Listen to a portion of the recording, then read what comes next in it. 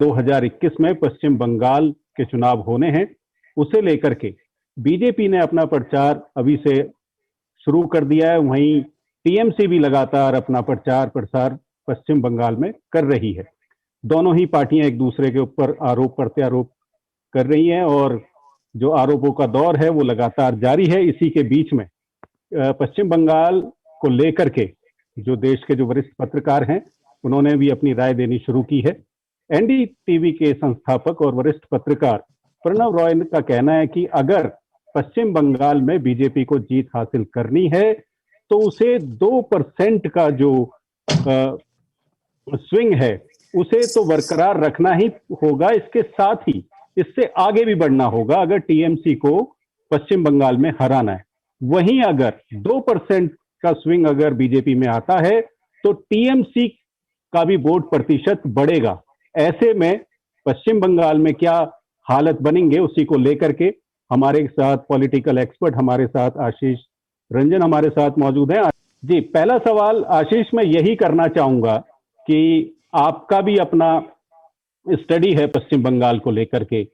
पश्चिम बंगाल का जो इलेक्शन है इस बार, पहले हम ये समझना चाहेंगे कि किस तरीके से खास है टीएमसी के लिए भी और बीजेपी के लिए भी। देखिए, पश्चिम बंगाल की जो राजनीति है वो बेसिकली दो चीजों पे चलती है। अगर देश की तुलना करें और वहां के राज्य की राजनीति की तुलना करें, एक जो बड़ी बात है वो ये कि वहां पे एक कैडर बेस्ड पॉलिटिक्स होती है। चाहे लेफ्ट का 34 सालों का राज्य हो, चाहे कांग्रेस के कैडर हो, जो बाद में तृणमूल के अलग ममता बनर्जी के द्वारा तृणमूल की पार्टी बनने के बाद बहुत सारे बड़े पैमाने पे कैडर तृणमूल में गए, और उसके बाद 2011 से जो तृणमूल का भी डोमिनेंस रहा हो और जो नया इमरजेंस है बीजेपी का, ये सभी पार्टियां कमोबेश एक कैडर बेस्ड पार्टी है। पश्चिम बंगाल की राजनीति अपने आप में महत्वपूर्ण है। वो ये यहाँ की एक ऐसा राज्य जहां पे लेफ्ट पार्टी जो कैडर बेस्ड पार्टी थी 34 दशक लगभग 3.5 दशक शासन की, वहां उसी राज्य में उसी के एक बहुत बड़े सपोर्ट बेस ने आज की राइट विंग पार्टी यानी कि बीजेपी का एक बड़ा कैडर बन गया है, बड़ा एक सपोर्ट बेस बन गया है। और जो असली लड़ाई है जो एक दो cadre based party Trinamool Congress और बीजेपी के साथ है। इसमें एक जो महत्वपूर्ण बात दूसरी ये है कि पश्चिम बंगाल की राजनीति में जो वहां के लोग हैं, जो वहां के मतदाता हैं, पॉलिटिकल पार्टीज को समय देते हैं, उनको उभरने में भी और उनको सरकार में बनाए रखने की भी। लेफ्ट को लंबा समय दिया, तृणमूल को 10 साल दिया उन्होंने। अब सवाल यह है कि क्या वो इस बार बदलेगी। जो 2019 का लोकसभा चुनाव है उसका कमोबेश अगर रिजल्ट का मुआयना के आयाम देखें, जिसका जिक्र आप थोड़ा बहुत प्रणव राय जी के एनालिसिस में भी कर रहे थे, वो ये है कि एक तरीके से बहुत बड़ी हलचल का इंडिकेट कर रही है। वो चुनाव किस करवट लेगी, इसके लिए हमें थोड़ा सा और देखने की, थोड़ा इंतजार करने की जरूरत पड़ेगी। बिल्कुल आशीष जी, जैसे 2019 के जो विधानसभा चुनाव उसमें हुए थे, 2016 के चुनाव पर अगर नजर डालें तो जो टीएमसी है वो 211 जीती और 2019 की बात करें तो 164 सीटें वो जीत करके आई। तो 47 सीटों का हेरफेर थोड़ा सा रहा। इसी तरीके से अगर बीजेपी की बात करें तो 2016 में 6 सीटों पर जीती, 2019 में 121 सीटों पर जो है बीजेपी जीत करके आई, यानी कि 115 सीटों का फायदा बीजेपी को हुआ। इसी तरीके से अगर लेफ्ट की बात करें तो वो 33 सीट पर थी 2016 में, 2019 में खाता भी नहीं खुला, 33 सीट का नुकसान रहा। कांग्रेस 44 पर थी, 2019 में 9 सीटों पर हुई तो 35 सीटों का घाटा था। अगर कुल मिलाकर के देखें तो टीएमसी और बीजेपी की अगर बात करें 2019 की अगर हम बात करें तो बहुत बड़ा आंकड़ा नहीं है। जो फाइट है वो करीब होती हुई दिखाई दे रही है, लेकिन ये बात भी सही है जैसे आपने कहा कि कैडर बेस इलेक्शन होता है, तो इस बात का असर कुछ पड़ेगा इस बार के इलेक्शन में? ये बहुत असर पड़ेगा। देखिए, पश्चिम बंगाल की जो राजनीति है हमेशा से बाइपोलर रही है। बाइपोलर कहने का जी सेंस है कि दो पार्टियों या दो ध्रुवों के बीच में टक्कर रही है, सीधी सी टक्कर। अब आप जी इसको इस तरीके से देखिए कि 2019 के जो लोकसभा चुनाव हुए हैं उसमें जी डायरेक्ट फाइट टीएमसी और बीजेपी के बीच रही, यानी कि कांग्रेस और लेफ्ट पार्टी जो जिनका गढ़ का भी रहा करता था बस पश्चिम बंगाल में, जी वो बिल्कुल ही उसको ठेठ भाषा में कहे तो मटियामेट हो गई। तो यानी जो जी लड़ाई है वो बिल्कुल तृणमूल कांग्रेस और बीजेपी के साथ है। अब जो जी। बात ये है कि जो देखनी सीटों का आप आंकड़ा देखेंगे तो ये बात सही है कि लगभग 47 सीटों का नुकसान, मतलब लीड खो दी। आशीष जी, अगर अगर अगर अगर वोट परसेंटेज की भी बात करें तो टीएमसी का भी वोट बैंक बढ़ा है और बीजेपी का भी। बीजेपी का तो 11 से 41% होता है, वहीं टीएमसी का लगभग जो 45% का आंकड़ा है उतना ही रहता है। तो क्या इसमें भी? 44%। जी, तो जी 45 और बिल्कुल। 44। जी, जब बाइपोलर इलेक्शन होंगे तो वोटों का जो बिखराव है वो बंद हो जी जाता है, यानी कि जो वोट है सिमटने लगते हैं दो पार्टियों में या बाइपोलर कंटेस्ट में। तो आप जी मोटा मोटी देखिए टीएमसी का 44% और बीजेपी का 41%, इन दोनों को जोड़ दिया जाए तो अपने आप में 85% वोट बन जाते हैं। अब जो जी। असली खेल है 2022-21 के जो 21 का। विधानसभा चुनाव होने वाले हैं वहां पे, उसमें असली खेल ये है कि यहां से इन दोनों पार्टी में से कौन कितने और वोट, यानी कि लेफ्ट पार्टी के और कांग्रेस के खींच पाते हैं। मुझे जो लगता है यहाँ से तृणमूल के साथ एक जो बड़ी बात ये है कि उन्होंने सीटें तो बहुत खोई लेकिन वोट नहीं जी खोया, यानी उनका अपना कैडर बचा हुआ है। लेकिन बावजूद इसके तृणमूल को अगर इस बार फिर से अपनी सरकार बचानी है और बनानी है वहां पे, तो उनको 45 के ऊपर जाना पड़ेगा वोट शेयर, क्योंकि दो जी ध्रुवीय राजनीति में 45 कम से कम वोट शेयर पे हमेशा एक खतरा मंडराया रहता है। क्योंकि आप लेफ्ट की राजनीति जब देखेंगे तो उनका जो इतने लंबे समय तक शासन रहा उसमें जी भी 45% या उससे थोड़ा सा अधिक ही उनका वोट रहा। और लेफ्ट जहां भी राजनीति करती है, मतलब शासन की, चाहे वो पश्चिम जी बंगाल हो, त्रिपुरा हो, इन सब सारे राज्यों में जी उनका 45 से कम होना यानी उनके सरकार के जाने का खतरा हो रहता है। तो जी तृणमूल कांग्रेस अगर अगर जो जी। एग्जिस्टिंग वोट शेयर है उसको बचा पाती है, तब वो सरकार बचाने में सफल होगी, अन्यथा यानी मुश्किल मैं होगी। इधर, जी मैं आपकी बात को ही आगे बढ़ा रहा हूं। तो यानी आपका कहने का मतलब ये है कि जैसे 2019 में अगर 1%, अगर आने वाले इलेक्शन में अगर 1% का अगर अगर स्विंग मिलता है अगर बीजेपी और टीएमसी को, तो फिर भी जो बीजेपी है वो उस नंबर पे नहीं आती हुई दिखाई दे रही है आशीष जी। अगर दो जी परसेंट आता है तो 155 और 130 का आंकड़ा बनता है, यानी बिल्कुल 155 बीजेपी और 130 टीएमसी। और अगर ये होता है तो इसके साथ टीएमसी का वोट बैंक भी बढ़ता हुआ दिखाई देता है। बिल्कुल। देखिए, ये जो डॉक्टर राय साहब का जो एनालिसिस है वो प्योरली जी मैथमेटिकल एनालिसिस है। वो काफी कारगर एनालिसिस है, जी उनका हमेशा इस मुद्दे पे सफल एनालिसिस रहा है। तो वो जी जो एग्जैक्ट वो बता रहे हैं, 1% के स्विंग से बीजेपी को फायदा नहीं होगा, ठीक है। जी। मिनिमम 2% का स्विंग चाहिए। दो वो परसेंट दो का स्विंग परसेंट का चाहिए। स्विंग में भी एक और कंडीशन है उसमें। वो कंडीशन ये है कि सिर्फ 2% का स्विंग, सिर्फ ऐसा नहीं कि बीजेपी को 2% का स्विंग दो मिले परसेंट का और चाहिए। टीएमसी वहीं पे रहे। अगर टीएमसी जी वहीं पे रहे, 44-45 पे भी रहेगी, तो भी सरकार में उतना बड़ा खतरा नहीं होगा, मतलब बहुत ही क्लोज इलेक्शन हो जाएगा, सीटें बहुत जी आसपास हो जाएंगी। क्योंकि टीएमसी का 2% नेगेटिव स्विंग होना बहुत जरूरी है अगर जी बीजेपी को सरकार बनानी है। लेकिन जो एक अपने डॉक्टर रॉय ने अपने ही एनालिसिस में आगे से एक जो चीज लिखा वो बहुत ही महत्वपूर्ण है, और मैं भी कई जगह पे बोलते आ रहा हूँ कि वो ये है कि अगर बीजेपी का परफॉर्मेंस को काउंट करना है तो दो तरीके से देखिए। एक तो ये कि लोकसभा और विधानसभा के बीच में उनका वोट शेयर जो है राज्य दर राज कितना घट रहा है, कितना बढ़ रहा है। जी दूसरी जो बड़ा इंडिकेटर है बीजेपी की सफलता और असफलता को चेक करने के लिए, वो ये कि बीजेपी वहां रूलिंग पार्टी है या वो एक चैलेंजिंग पार्टी है। जी बीजेपी के साथ फेवर में ये रहता है कि जहां भी वो एक चैलेंजर होते हैं वहां पे उनका एक बेस जो है वो बढ़ता ही जाता है, वो घटने की संभावना कम रहती है। लेकिन जैसे ही वो लोकसभा से विधानसभा में आते हैं तो उनका एक एक जो मोटा बेस है, मतलब दहाई के आंकड़ों में पिछले कई चुनावों से वो गिरते आ रहा है। तो बीजेपी के लिए जो सबसे बड़ा चैलेंज है वो ये बीजेपी और इनफैक्ट तृणमूल कांग्रेस के लिए भी इस बार के पश्चिम बंगाल के विधानसभा चुनाव में वो ये कि वो जो उनको वोट शेयर मिला है उसको कितना रोक पाते हैं, बढ़ाने की बजाय रोकना जो है ये बहुत महत्वपूर्ण है। क्योंकि याद रखिएगा कि जहां भी पश्चिम बंगाल में सत्ता परिवर्तन के लिए रूलिंग पार्टी को 5 से 7% वोट का लूज होना बहुत जरूरी होता है, चाहे वो जो 2011 में लेफ्ट पार्टी गिरी या अगर बाद में भी आप जो भी कहेंगे, क्योंकि जब तक रूलिंग पार्टी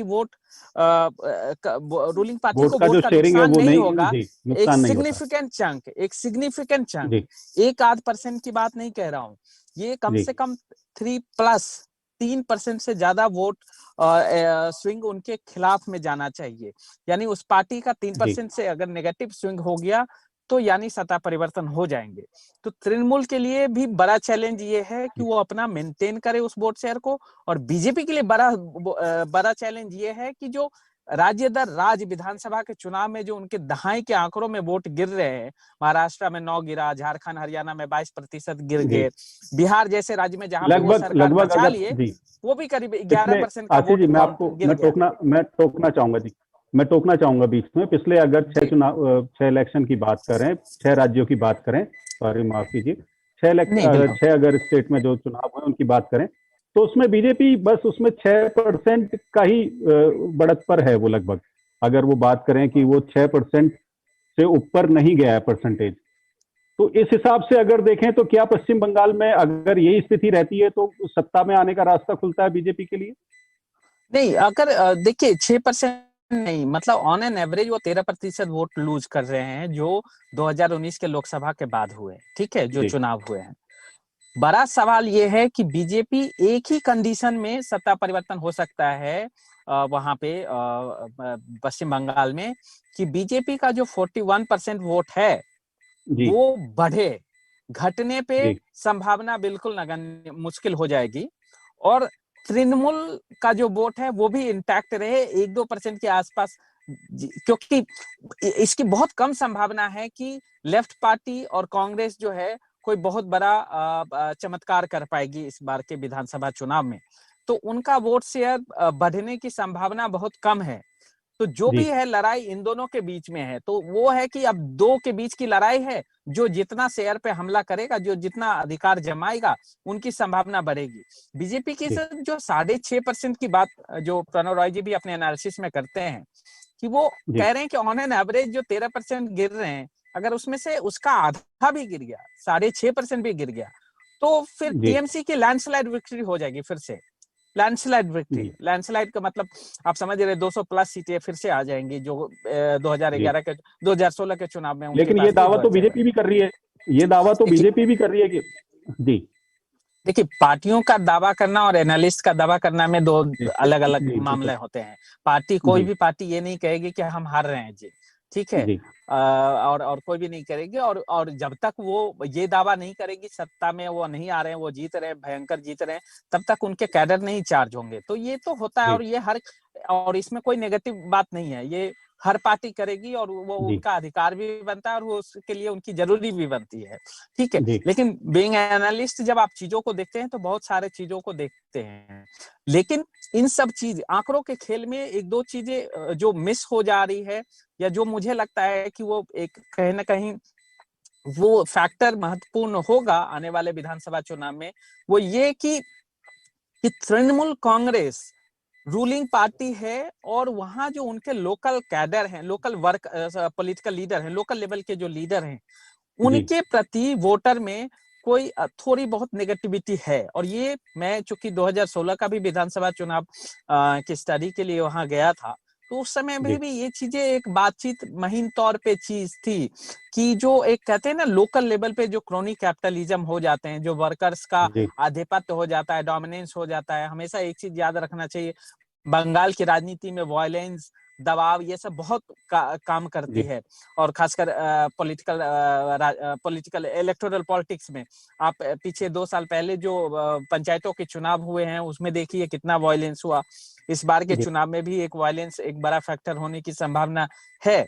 तो वो जो लोकल फैक्टर हैं, लोकल जो लीडर्स हैं, उससे वहां के वोटर कितने खुश हैं, कितने नाराज हैं, और वो किस आधार पे अल्टीमेटली वोट करने जा रहे हैं, वो बीजेपी को रोकने के लिए जा रहे हैं या वो जो टीएमसी के जो लोकल लीडर हैं उससे अपने आप को दूर करने के लिए बीजेपी को वोट दे दें। तो ये बहुत महत्वपूर्ण रहेगा इस बार के चुनाव में। तो इसलिए आंकड़े एक पक्ष हैं, उसको दरकिनार नहीं किया जा सकता है, लेकिन जो लोकल लेवल की पॉलिटिक्स है, क्योंकि कुछ एनालिस्ट हैं जो कह रहे हैं कि कुछ तो खलबली है ग्राउंड पे, लेकिन सब कमोबेश इस बात पे डिपेंड करते हैं कि वो अपने कैडर वोट, यानी कि जो कैडर वोट जो पिछले 2 इलेक्शन से, विधानसभा से लोकसभा चुनाव में जो वोट बेस है टीएमसी का, उसको कितनी हद तक वो बचा पाते हैं। जितना वोट बचा पाएंगे उतनी ही संभावना उनकी रहेगी सरकार बनाने की फिर से। एक चीज और मैं ऐड करना चाहूंगा, वो ये एक बहुत ही हिस्टोरिकल सिग्निफिकेंस है कि बंगाल में सत्ता परिवर्तन तब होता है जब वायलेंस एक एक्सट्रीम पे पहुंच जाए या कोई बड़ा मूवमेंट हो जाए, बड़ा आंदोलन हो जाए। लेफ्ट की जो सत्ता गई वो हम सब जानते हैं, नंदीग्राम सिंगूर में जो लैंड जमीन आंदोलन चला था ममता बनर्जी, उसकी वजह से हुआ था। तो एक आंदोलन का या एक वायलेंट एटमॉस्फेयर का होना बहुत जरूरी होता है। सिंपल सत्ता परिवर्तन बंगाल में नहीं हो सकता है, इसलिए कि डेवलपमेंट के नाम पे ये सब चीजों के लीजिए। तो अगर वो कहीं से कोई सिग्नल आ रहा है तब आप समझिए कि स्थिति में बहुत रोमांच आना बाकी है। जी, हिंसा को छोड़ करके अगर और कुछ होता है तो वो तो ठीक है, लेकिन कम से कम हिंसा पश्चिम बंगाल में ना हो, हम तो यही दुआ करेंगे। मैं एक और सवाल आपसे ये करना चाह रहा हूँ। जी जी जी जी, आप पहले सवाल कर ले। नहीं, पहले आप बताइए। बस एक चीज मैं ये चाह रहा था कि 2019, बस जोड़ना चाह रहा था कि 2019 के लोकसभा चुनाव को ही आंकड़ों के दृष्टिकोण से देखें तो तकरीबन करीब 130 के आसपास ऐसी सीटें हैं जहां पे मार्जिन ऑफ विक्ट्री, यानी कि जो पार्टी लीड की है उन सीटों पे, असेंबली सीट में, तो 130 सीट, वो मार्जिन ऑफ विक्ट्री जो है, जो डिफरेंस है दो पार्टियों के बीच, टॉप 2 पार्टी के बीच, वो 10% से कम वोटों का है। ठीक है। और उसमें से 71 सीटों पे वो टीएमसी और 60 सीटों पे बीजेपी लूज की है उन सीटों को। तो सवाल अब ये जो करीब 130 के आसपास ये जो सीट है जहां पे मार्जिन जो है दो ये बीजेपी और टीएमसी के बीच का जो आंकड़ा है वो सिर्फ 10% के आसपास का है। ये एक बहुत ही सिग्निफिकेंट, यही कॉन्स्टिट्यूएंसी है जहां पे सबकी नजर रहने वाली है और यही डिसिसिव होने वाली है, और यही जो अगली सत्ता किसकी होगी, तृणमूल की होगी या बीजेपी की होगी, यही 130-35 के करीब जो सीट्स है वही डिसाइड करेंगे कि अगली बार बंगाल में किसकी सरकार बनने जा रही है, सरकार आएगी। आशीष जी, अगले सवाल से पहले मैं आपसे ये रिक्वेस्ट करना चाहूंगा कि आप अपनी जो पार्किंग लाइट है ना उसे बंद कर लीजिए। पार्किंग लाइट जी,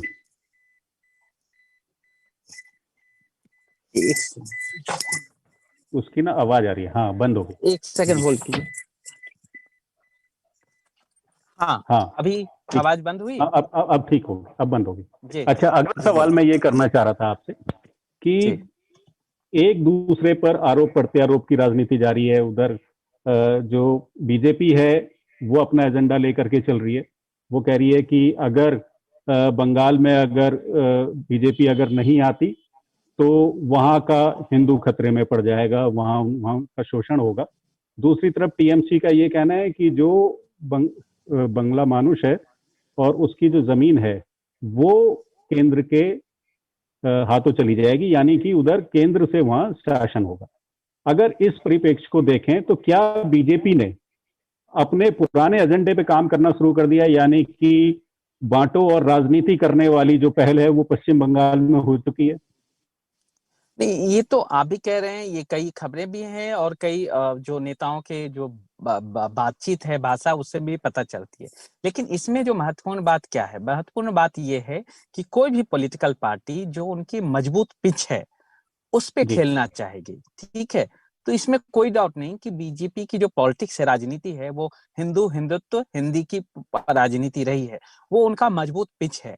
और उस पे वो नहीं खेलेंगे तो ऐसा अनुमान लगाना शायद ठीक नहीं होगा। रही बात जी बंगाली अस्मिता की, चूंकि रीजनल लिंग्विस्टिक और एक भद्रजनों का स्टेट रहा है, तो इसी तरीके से तृणमूल कांग्रेस भी उस टाइप की पॉलिटिक्स कर रही है। तो ये राजनीतिक पार्टियों की इस टाइप की राजनीति होते रहती है। अब इसमें यह है कि वोटर उसको किस दृष्टिकोण से देख रहे हैं, ले रहे हैं, वो जी तो हमें कैंपेन के दौरान ही पता चलेगा। वो आंकड़े में हमें नहीं जी दिखेंगे इतना जल्दी, जी अनलेस कि जब तक जी कि लोग ग्राउंड पे वहां किन की बातों को, हिंदू खतरे में है इसकी बातों को ज्यादा लेते हैं, या बंगाली जी अस्मिता, या बंगाली जमीन, या खतरे में। केंद्र की जो राजनीति है जी उसके तहत चलेगी। तो ये थोड़ा इसके लिए, इस सवाल के लिए हमें थोड़ा इंतजार करना होगा। जी आशीष जी, एक अंतिम सवाल के बाद इस चर्चा को विराम मैं देना चाहूंगा। मैं आपसे ये पूछना चाह रहा हूँ अंतिम सवाल कि दोनों ही पार्टी के सामने चैलेंजेस क्या हैं, मुख्य चैलेंज क्या है दोनों ही पार्टी के सामने? बिल्कुल सही सवाल है। तृणमूल के पास बड़ा चैलेंज ये है कि लोकल लेवल के लीडर के खिलाफ जो एंटी इनकम्बेंसी है उसको वो कैसे रोके, ठीक है। जी बीजेपी के साथ बड़ा चैलेंज ये है कि उनके पास सीएम फेस, या जो जो टक्कर दे पाए ममता बनर्जी को, वो एक जी फेस को ढूंढना और उसको एस्टैब्लिश करना, ये उनके लिए बहुत बहुत बड़ी चुनौती होगी। क्योंकि पिछले कई सालों से, और मैं कह रहा हूं कि पिछले 20-25 सालों से, या कहिए तो पिछले 3 दशक की राजनीति में, अगर आप देखें राज्यवार और केंद्र केंद्र में थोड़ा कम रहा, राज्यवार में भी, वो ये है कि जी मुख्यमंत्री का चेहरा बड़े पैमाने पे काम करता है, जहां भी फेस है। अभी आप लेटेस्ट बिहार असेंबली इलेक्शंस का देखिए, बहुत बातचीत हो रही थी कि तेजस्वी यादव की हवा है, लहर है, सत्ता परिवर्तन की बात है, लेकिन एक जो नीतीश कुमार के जो अपनी फेस और अपनी प्रेस्टीज थी, जी उसने अंत अंत तक उसके जो वेव थे या जो एंटी इनकम्बेंसी था उसको रोक लिया। तो फेस जी हर चुनाव में, और खासकर आजकल के दौर में, वो बहुत महत्वपूर्ण रखने लगा है। तो जी बीजेपी के साथ बड़ा चैलेंज यही है कि वो ममता बनर्जी के सामने कौन से फेस को, कितना टक्कर के फेस जी को वो दे पाती सीएम है। के रूप में आप ये कहना चाह रहे हैं कि सीएम के रूप में? सीएम कैंडिडेट के रूप में। और वही तृणमूल के पास है कि सीएम फेस तो है, लेकिन लोकल लेवल पे जो थोड़ा एंटी इनकम्बेंसी है उसको कितना वो कम कर पाती है, वो लेकिन टीएमसी ये के लिए, दोनों चुनौती है। टीएमसी के लिए ये भी फायदा है कि पश्चिम बंगाल में जो बीजेपी है कई चेहरों के साथ है और उन चेहरों में आपस में सिर्फ फुटबॉल भी चल रहा हाँ, वो तो देखना पड़ेगा कि ये तो इंटरनल उनकी है। क्या चीजें चल रही है, वो सब, ये सब होते रहती हैं। लेकिन अब वो फुटबॉल किस लेवल पे है, क्या वो एक साथ जी सत्ता के लिए लड़ाई लड़ेंगे या बाद में तय करेंगे, या पहले वो खुद तय कर लेना चाहते हैं, ये तो बीजेपी को इन सब, ये तो बड़ा एक चैलेंज है उनके पास। और वो उसको किस तरीके से टैकल करते हैं, ये थोड़ा देखना पड़ेगा उनके लिए। जी आशीष जी, आपने अपना कीमती समय दिया है, इसके लिए बहुत बहुत धन्यवाद। और आपको भी बहुत आशीष जी बता रहे थे धन्यवाद। कि आशीष जी बता रहे थे कि किस तरीके से जो पश्चिम बंगाल में जो मौजूदा जो सत्ता में जो टीएमसी है उसे उसके सामने किस किस तरह के चैलेंजेस हैं, और बीजेपी के लिए भी ऐसे ही काफी चैलेंजेस हैं। इस चर्चा को हम यहीं विराम देते हैं।